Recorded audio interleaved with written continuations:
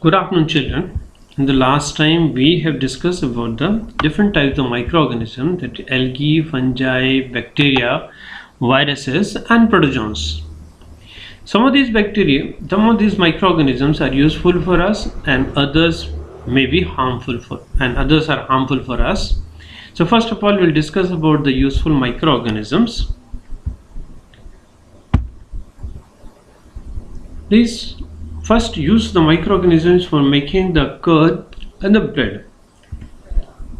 The bacterium Lactobacillus, it feeds on the carbohydrates present in the milk, and it multiplies in the milk, and then it converts the milk into curd. So this Lactobacillus bacterium converts milk into curd, and this curd we use for the idli and bhaturas, etc. Another microorganism, yeast, is a fungus. This yeast is a fungus, and it also feeds on the carbohydrates may present in the maida or sugar cane juice or sugar solution, and when it feeds on it, it reproduces, and when it reproduces, and during the reproduction and growth, it respires. During the respiration, it produces the carbon dioxide gas, and this carbon dioxide gas, when it comes out, it makes the dough spongy, and that's why the cake, bread, pastries are fluffy and spongy. The commercial use of the microorganism, that is the large scale use of the microorganism, is that this yeast, same fungus and other bacteria, these are used for making the alcohol and wine and acetic acid. Bacteria is used for making the acetic acid, while the yeast is used for making the alcohol and wine. A sugar solution, if you take the sugar solution, put some yeast in it and close it, after few days the sugar solution is converted into alcohol. This alcohol is distilled. After distillation, we get the wine, that is whiskey, rum, beer, gin, etc. These are all solutions contain the alcohol. The process of conversion of sugar solution into alcohol is called the fermentation. So yeast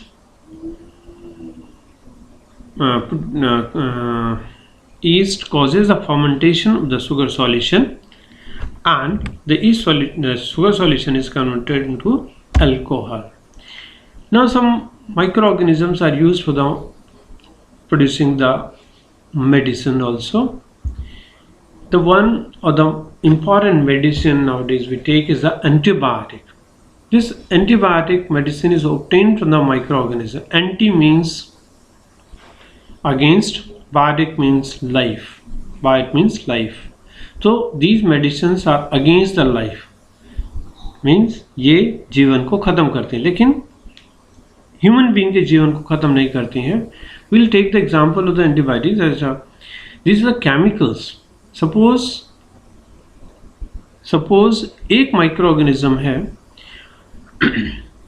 और वो किसी food वाली plate में, किसी जगह पर food रखा हुआ है, प्लेट में फूड रखा हुआ है और उस पर वो ग्रो कर रहा है, तो वो दूसरे माइक्रोऑर्गेनिज्म को वहाँ पर ग्रो नहीं करने देगा. यदि दूसरा माइक्रोऑर्गेनिज्म वहाँ पर आता है तो वो उसके पास तो कोई ऐसा मेथड है नहीं कि वो उसके पीछे भागे, उसके पीछे दौड़े या उसके पीछे चिल्लाए. It will produce only a chemical around it. अपने चारों तरफ एक केमिकल प्रोड्यूस कर देता है, and that chemical will kill the other microorganism. दूसरा माइक्रोऑर्गेनिज्म उस केमिकल के कारण मर जाता है. तो जो पहला वाला माइक्रोऑर्गेनिज्म है जो अपने चारों तरफ केमिकल प्रोड्यूस कर रहा है, वो उसको प्रोटेक्ट करता है, दूसरे माइक्रोऑर्गेनिज्म को ग्रो नहीं करने देता है. दैट इज वी से this chemical produced by the first microorganism is called the antibiotic. So it will help to kill the other microorganisms. The first antibiotic was extracted by the Alexander Fleming 1929 by the fungus penicillium, और इसी पर इसका नाम आया था penicillin. So penicillin, when it was discovered, it was known as a magic medicine because it killed many microorganisms, and the people were protected from the prevented from the many microorganisms at that in the Second World War. So penicillin injection was given to the many persons during the Second World War. So we define the antibiotic as the chemical produced by the microorganism which kill or inhibit the growth of the other microorganism. It's called the antibiotic.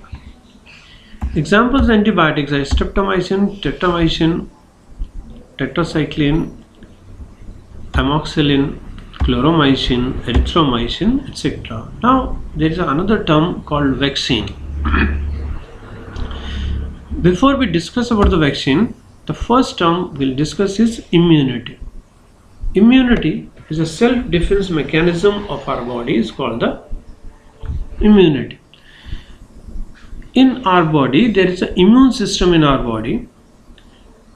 So when a microorganism enters in our body, our immune system produces a protein called antibodies, and that antibody will kill the microorganism which enter in our body. So antibodies are the proteins produced by the cells of the immune system which will kill the invading microbes in the body, and such protein is called the antibody. So immune system have the specialized cells which will produce that particular antibody or protein. Now vaccine.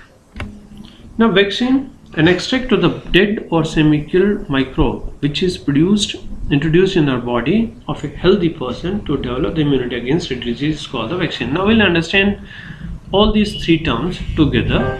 Suppose we'll take the example of the polio disease. Polio attacks the children mainly, and the children get suffered from the polio disease. So to prevent the polio in the children, we give the polio drop to a child after its birth up to 5 years of age. So when we give a drop to the child, the drop does not contain any medicine. It contains a killed or semi-killed polio virus. तो polio virus के अंदर कोई दवाई नहीं होती है, उसके अंदर एक पोलियो वायरस ही होता है जिसको हम क्यों कहें कि वो अधमरा होता है, और उसके अंदर इतनी ताकत नहीं होती है कि वो बच्चे के अंदर जाकर के डिजीज प्रोड्यूस कर सके. So it is semi killed microbe. When polio drop enters in our body, तो वो जो वायरस हमारी पोलियो वायरस जो अधमरा वायरस है हमारी बॉडी के अंदर, बच्चे की बॉडी के अंदर जाएगा, तो our body will recognize that polio virus and it will start producing the protein, that is antibodies. When body will start the producing antibody, यदि पहला ड्रॉप यदि हमारी बॉडी के अंदर, बच्चे की बॉडी के अंदर जाता है, तो हमारी बॉडी सपोज 50 एंटीबॉडीज प्रोड्यूस करता है, लेकिन डिजीज तो प्रोड्यूस नहीं होती. लेकिन हमारी बॉडी में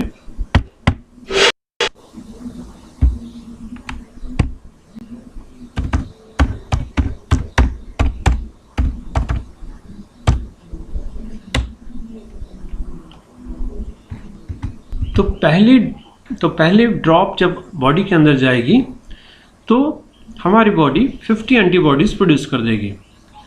सेकेंड टाइम जब पोलियो ड्रॉप हमारी बॉडी के अंदर जाएगा तो हमारी बॉडी फिर एंटीबॉडीज प्रोड्यूस करेगी, लेकिन उसको पहचान जाएगी, इसलिए इस बार ज़्यादा एंटीबॉडीज प्रोड्यूस करेगी, say 500.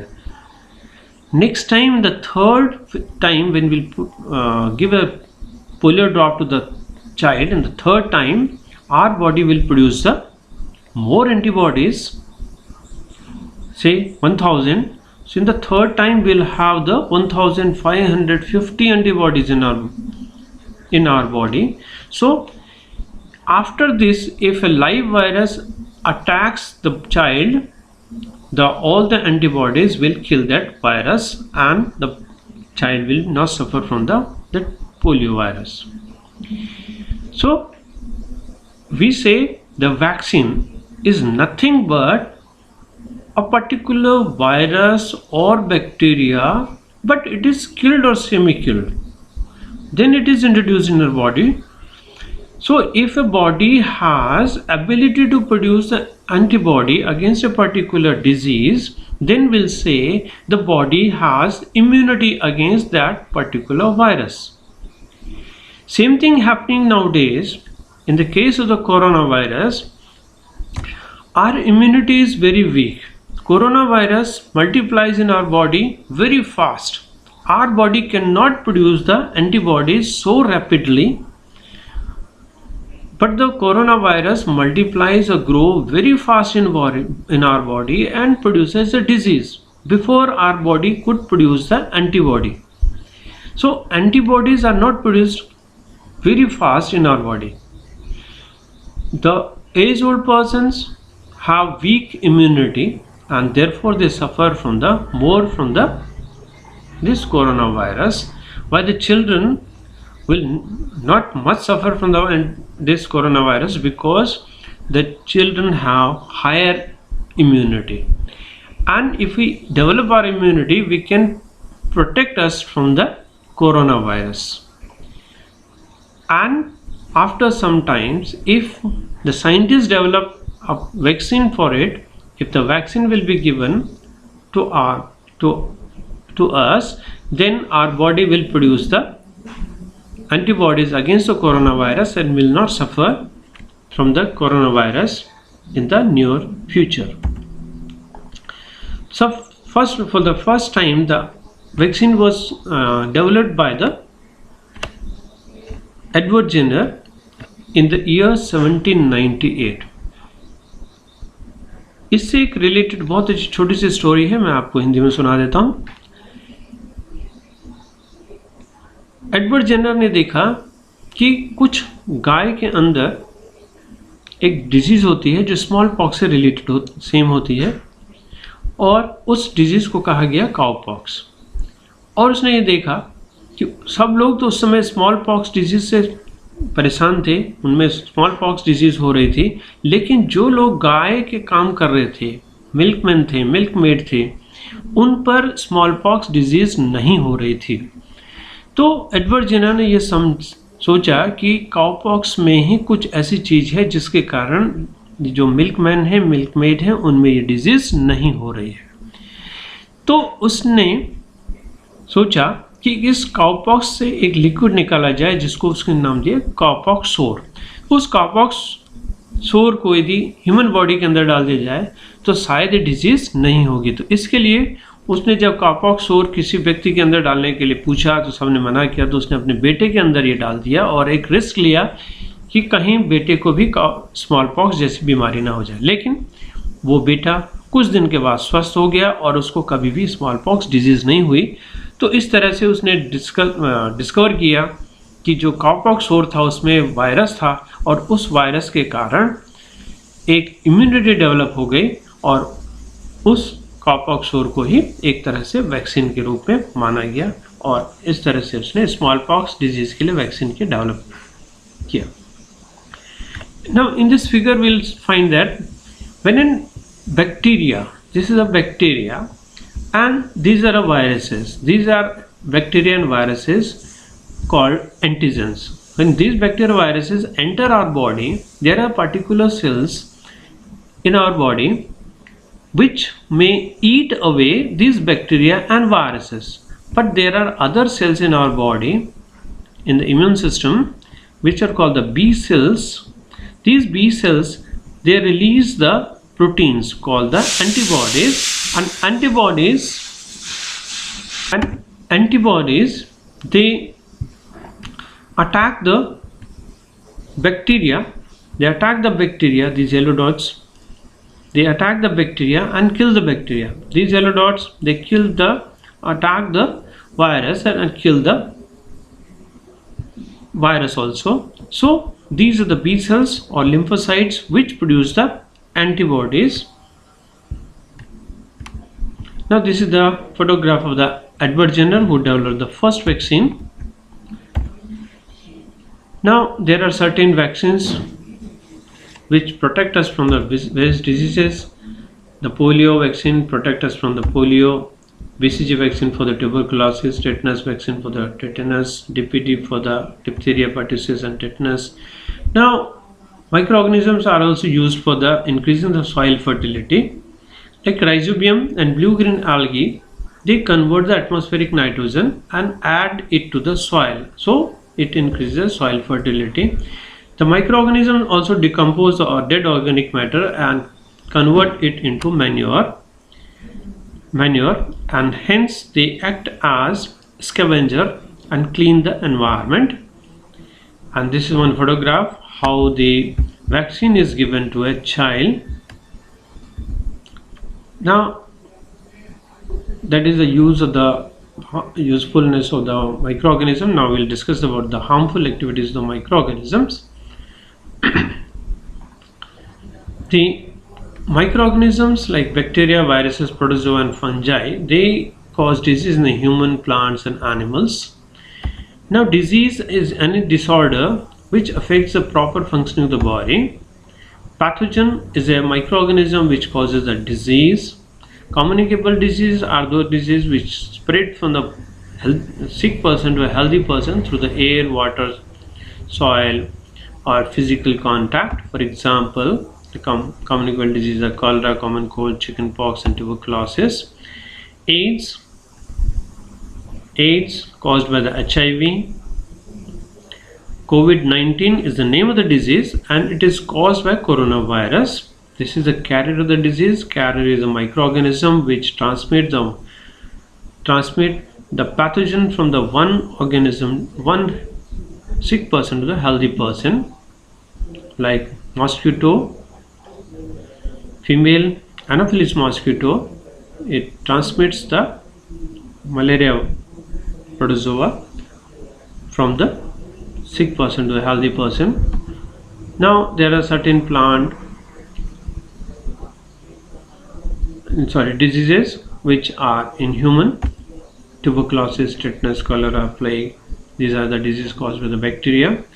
Viral diseases are hepatitis B, AIDS, measles, dengue, chickenpox, smallpox and polio. Malaria, protozoan diseases are malaria, sleeping sickness, dysentery, elephantitis, diarrhea, etc. These are some diseases which are produced in the plants by the bacteria and fungi and viruses. The food poisoning, if we eat the stale food which is infected by the microorganism, and it will cause the harm to the health, and such condition is called the food poisoning. And food poisoning is when the food poisoning takes place, we feel there are the certain symptoms like headache, stomachache, vomiting, loose motions, nausea, etc. Now food preservation. So if we keep the food safe for the further use, that is called the food preservations. There are the various methods are there. So microorganisms when grow in the food, they will spoil the food and the taste of the food will be lost, and smell also, a foul smell may develop in the food. So food are to be preserved. Certain foods we need to be used in the near future. So there are the certain food preservation methods, chemical methods by using the preservatives like the sodium benzoate and sodium metasulfides. These are used to preserve the jams, jellies and squashes. And common salt is used for making the pickle for the amla, raw mango, etc. So we use them, raw mango are converted into pickle by using this common salt. By sugar we can preserve the jams and jellies and squashes. Now preservation by oil and vinegar, they are also used to preserve the food items. Physical methods, some food items are dried in the sunlight like methylis, cauliflower, fish, etc. There are other methods by which we preserve the food by cold treatment. So low temperature will inhibit the growth of the microorganism. So meat, fish, chicken, etc. are placed at low temperature. Milk is also preserved by the process of pasteurization. Now the pasteurization is a method. Pasteurization was developed, the process was developed by Louis Pasteur, and in this process the heating of the milk up to 75 degrees Celsius for 15 to 30 seconds and then sudden cooling and storage is called the pasteurization. This process was invented by Louis Pasteur. Nitrogen fixation is a process of conversion of atmospheric nitrogen to nitrates is called the nitrogen fixation. So there are microorganisms like rhizobium and blue-green algae. They convert the atmospheric nitrogen into nitrates and further developed into the proteins, and that protein is stored in the grams, peas, beans, etc. These are blue-green algae, leguminous plants, and blue-green algae also like the nostoc and avena also help to convert the atmospheric nitrogen. Here in this nitrogen cycle, the atmospheric nitrogen is converted into ammonia first by the nitrogen fixing bacteria which are present in the root nodules and the soil. This ammonia is converted into nitrates, and nitrates are further moved into the soil, that is nitrites, and nitrites are